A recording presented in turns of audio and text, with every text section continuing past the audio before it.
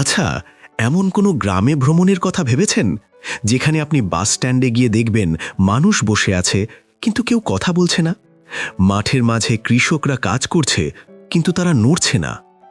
জাপানের শিকোকু দ্বীপের গভীরে পাহাড়ের কোলে লুকিয়ে আছে নাগোরো নামের একটি গ্রাম। এখানে গেলেই আপনার মনে হবে আপনি কোনো হরর মুভি বা কোনো জাদুকরী দুনিয়ায় ঢুকে পড়েছেন।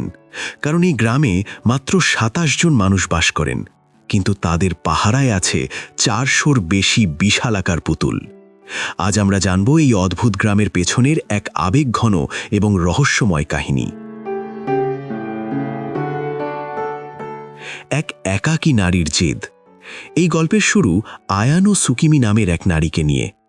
দীর্ঘ বছর পর তিনি যখন নিজের গ্রামে ফিরে আসেন, তখন দেখেন তার চেনা গ্রামটি প্রায় জনশূন্য হয়ে পড়েছে।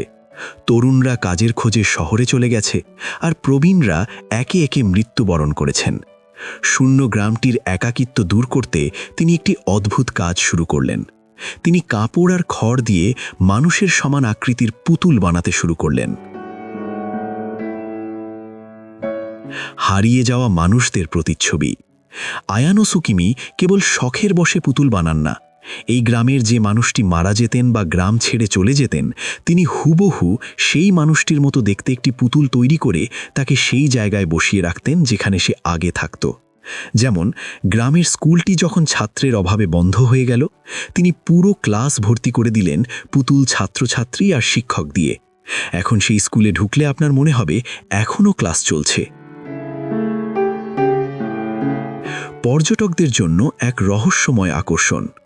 নাগোরো গ্রাম এখন বিশ্বের পর্যটকদের কাছে একটি অফবিট গন্তব্য। এখানে রাস্তার ধারে জেলেরা মাছ ধরছে, পুতুল কেউ গাছের নিচে বিশ্রাম নিচ্ছে, আবার কেউ বা বাড়ির জানালায় উকি দিচ্ছে।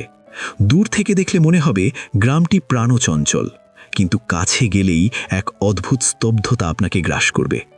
অনেক পর্যটক একে ভয়ঙ্কর মনে করলেও এর গভীরে লুকিয়ে আছে হারানো প্রিয়জনদের আগলে রাখার এক করুণ আরতি। প্রকৃতি ও মানুষের সন্ধিস্থল। এই গ্রামটি কেবল পুতুলের জন্য নয়, এর চারপাশের পাহাড়ি সৌন্দর্য অতুলনীয়। জাপানের এই দুর্গম অঞ্চলে পৌঁছানো বেশ কঠিন, কিন্তু যারা ভিন্নধর্মী ভ্রমণের স্বাদ নিতে চান তারা এই পুতুলের গ্রাম মিস করেন না।